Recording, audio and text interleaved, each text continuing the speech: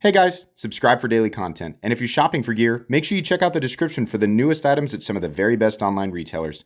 There's also links for some of the items that I personally recommend. Thanks!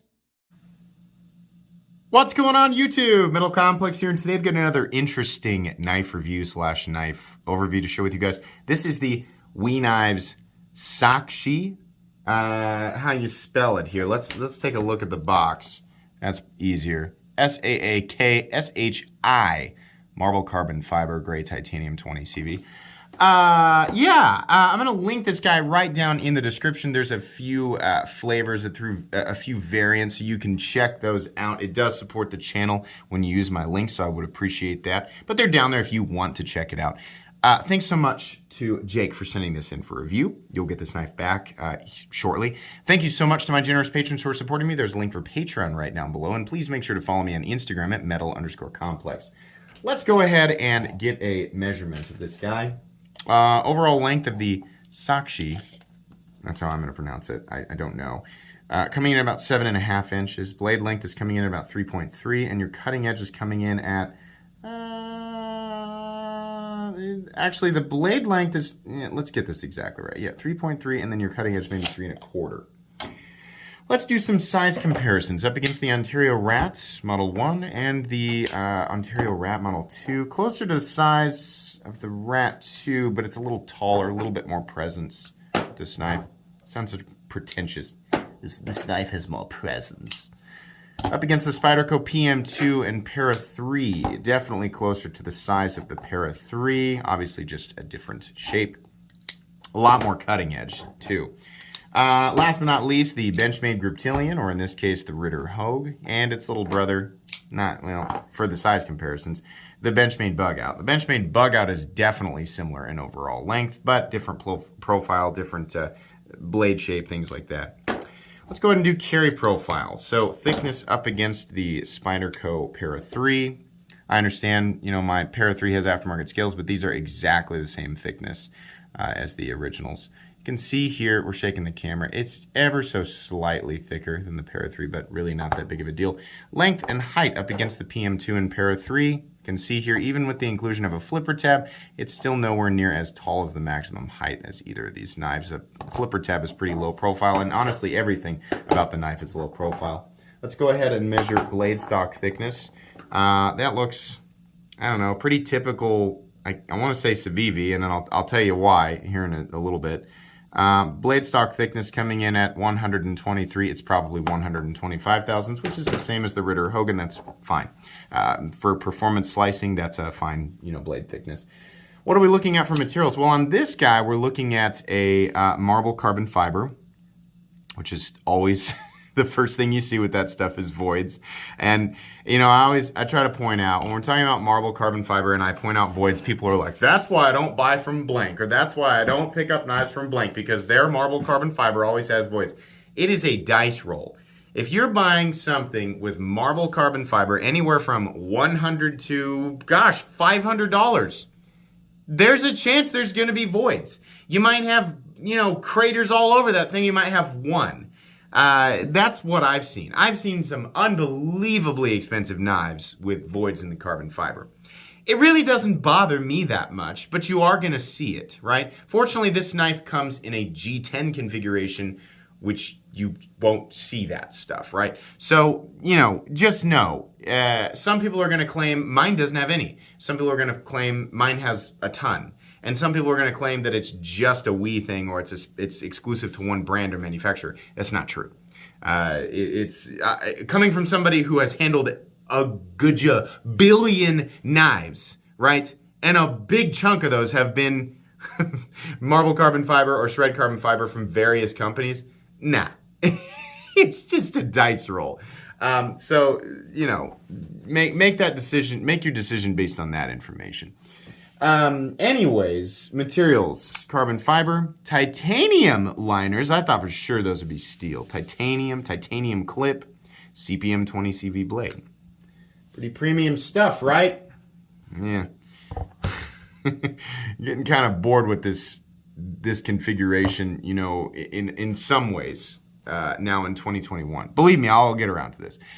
3.07 ounces is the weight. Really good ratios. In fact, it's like, I mean, this knife has, as far as like reviewers go, it's almost like this knife was designed to appease knife reviewers and appease the audience who watches knife reviewers, right? It's almost like they're they're really paying attention.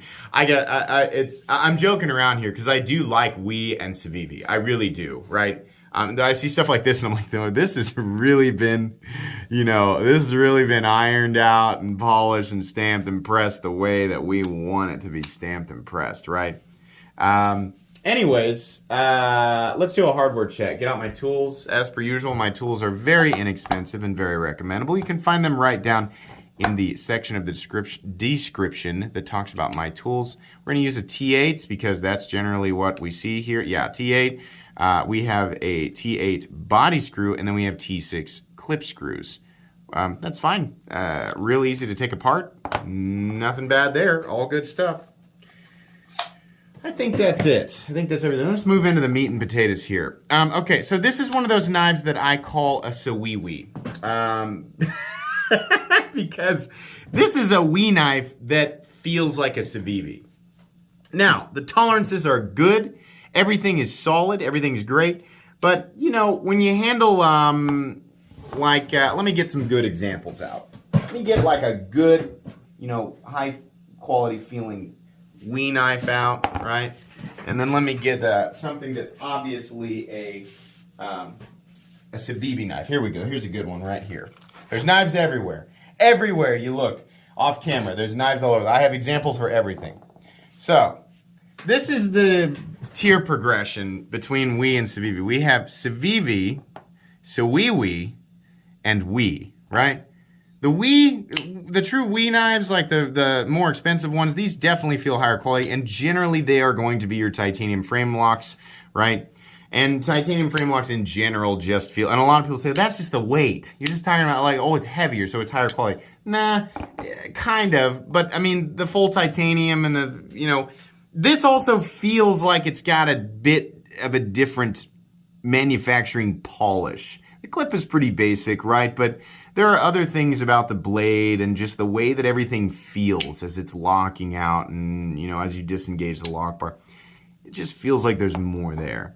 Civivi knives are excellent, but they really just, they will hold up, but they also feel like something that you might get out of a Cracker Jack box, right?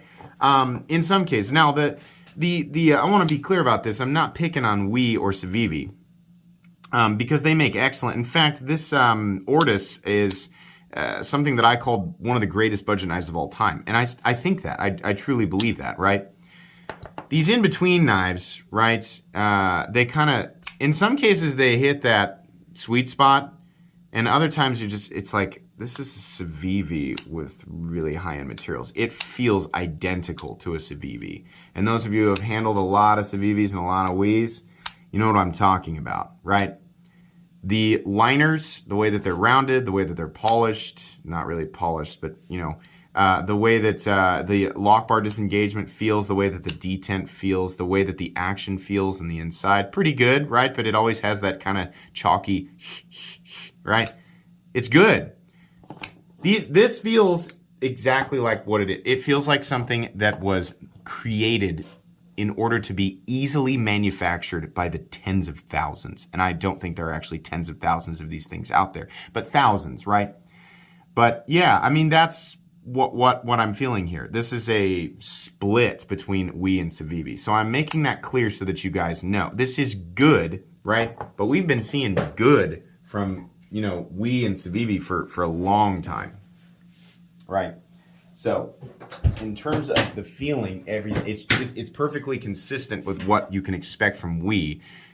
No different than that. The handle profile, nice, clean, safe handle profile. We have lipped liners, right? But we do have contoured scales. Pretty comfortable in the hand other than this goose face bill thing. That needs to be brought down. I've seen that on too many Civivi knives, too many WE knives. Knock these down. This is too, it's just like a goose like honking aggressively into the vista. Oh, it's just like calm the end of the clip down. Like, we don't like how that feels. I've been kind of soft on these clips for a long time, and I'm getting to the point where it's like, I don't like this. I want this. I want these clips. I'm not saying like they have to bow to my demands. Not at all, right? In fact, truthfully, they'll probably will never see this review. But these people have been complaining about these for a long time. Like, this needs to be flattened out or something, right? Yeah, I mean, the fit and finish here is good.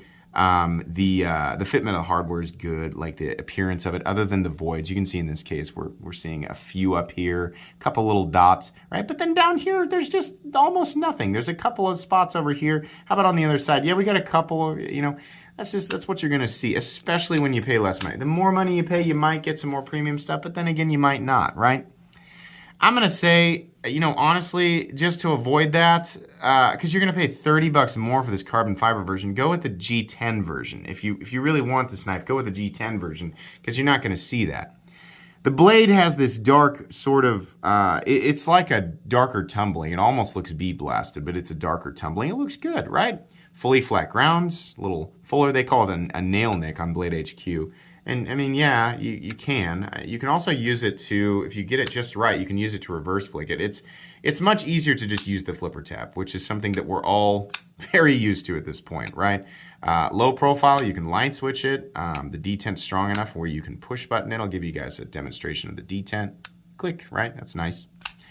Jimping extends out to a meaningful point on the spine. So if you're gonna, you know, grip it like this, you've got plenty of traction. Hammer grip feels good. Other than the pocket clip, you do have enough room for a forefinger. Or if your hands are like mine and you wear an XL glove, you have just enough room for a full forefinger grip. You are, I don't know, fairly close to the cutting edge. You can make use of that because there's nothing in the cutting path. Fully flat ground. It is very thin behind the edge. Look at this taper. Can we see? Yeah. This guy is very, very thin behind the edge. That's going to slice, that's going to perform, and it's going to poke. It does what you want a blade to do, and it's made out of 20 CV.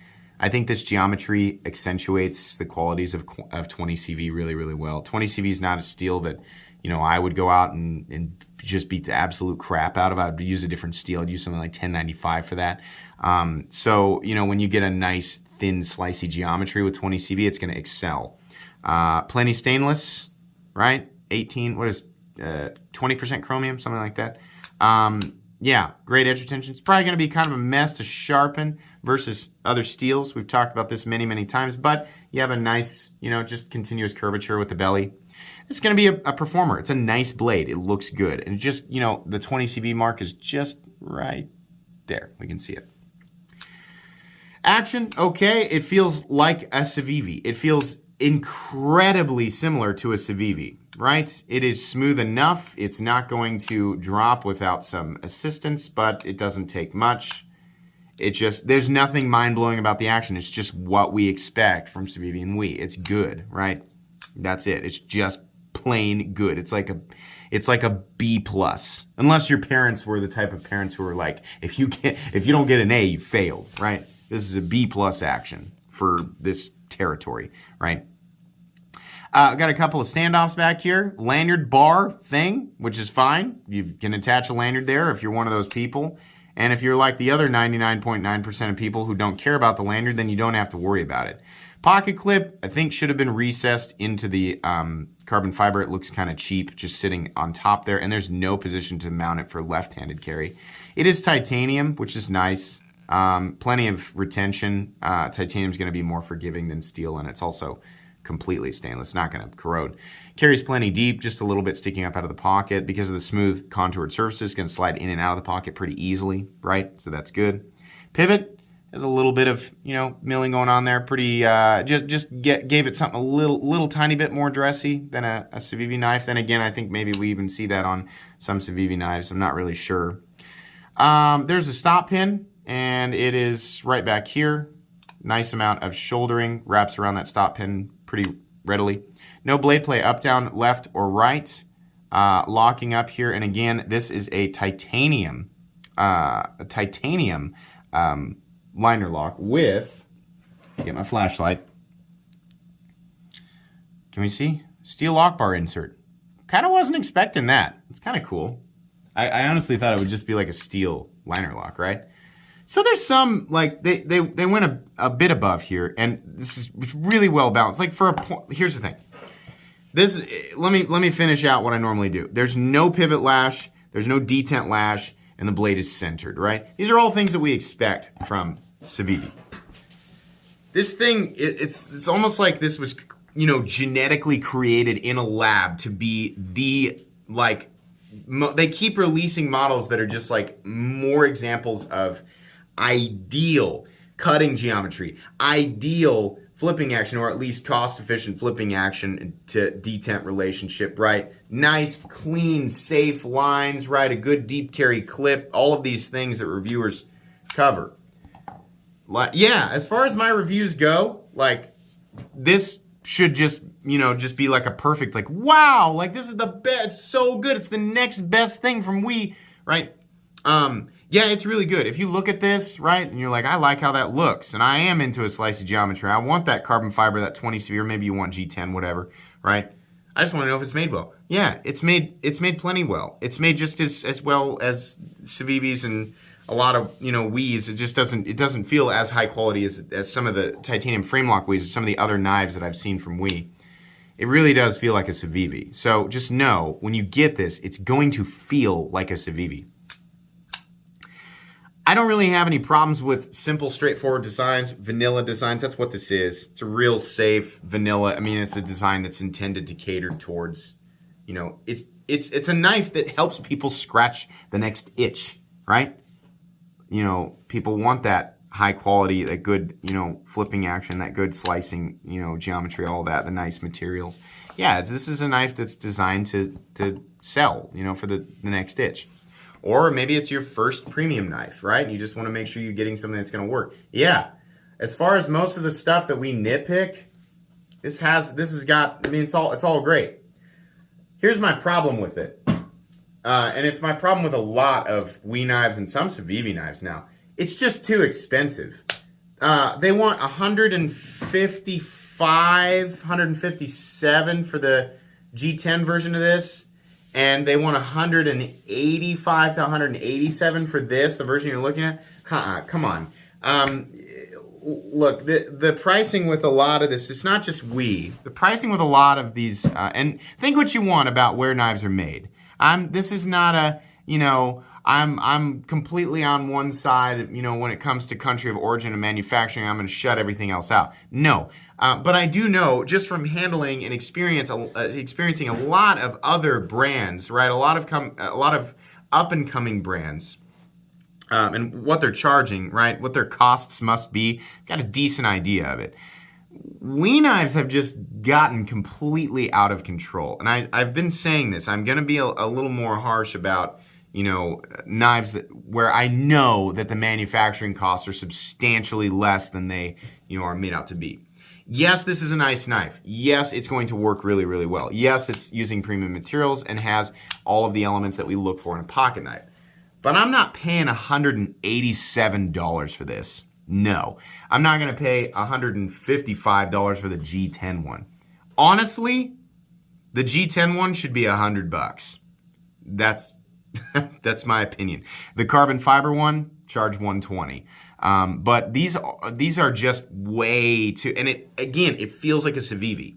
It's not just the feeling, it's just, there's no way, it's too expensive. We have American companies that are just struggling to, pump stuff out with reasonable materials, good fit and finish, but reasonable materials around the $100 mark, right? So, and in some cases, actually, to drive my point home, Kershaw will use 20 CV on a $80, $100, $120 knife. We've seen that from other companies as well, American and non-American. But, on a WE knife, you're just going to pay an extra $50. Nah. $100 for the G10 version, $120 for the carbon fiber version, I think would have felt a little more realistic. I mean, yeah, it is neat that they tucked a little a steel lock bar insert in there. But It's just the price. This does not feel like a $187 object. In fact, it feels substantially less expensive than that. But, you know, just considering materials they're working with, right, things like that. Fit and finish, good. Lock up, good. You know, is it going to be a good EDC knife? Yes. Is it going to cut well? Yes. Right? Is it going to function well? Yes. But there's that, you know, understanding of, you know, country of origin, cost of manufacturing. And then also, I just have there's a certain part of my internal soul that knows what I want to feel, you know, at $100, at $150, at $200, $300, $400, $500, $1,000, right? This does not feel like $187. So yeah, it's good. Again, if you like it and you've budgeted for it, you've got the money for it, take the parts of this review that apply to you, right? Ignore the rest. Do what you want to do. This is a well-made knife. It's going to work. It's just too much money. Okay, I think that's going to be pretty much it. Oh, that's the tiny card. Let's use the big card. Again, just so we're clear, I do like Civivi knives and I do like WE knives, and I do think they have some excellent models and much better price stuff, right? Look around. I'll link WE and Civivi knives in general down below so you guys can see everything they've got going on right now. I think their Civivi stuff is generally in line with what I like to see with pricing. And they do have some models that are reasonably priced in the WE stuff. But a lot of the WE stuff here lately has just been climbing and climbing and climbing, right? So anyways, please make sure to follow me on Instagram at metal_complex. If you enjoyed this video, leave a like. If you'd like to check out my other content, I do, of course, have lots of videos of knives that are either expensive or inexpensive that I do or don't like, so check those out. And if you enjoy all my content, go ahead and click on that Metal Complex logo right there and subscribe because there's definitely more coming. Thanks again for watching, everybody, and have a great day.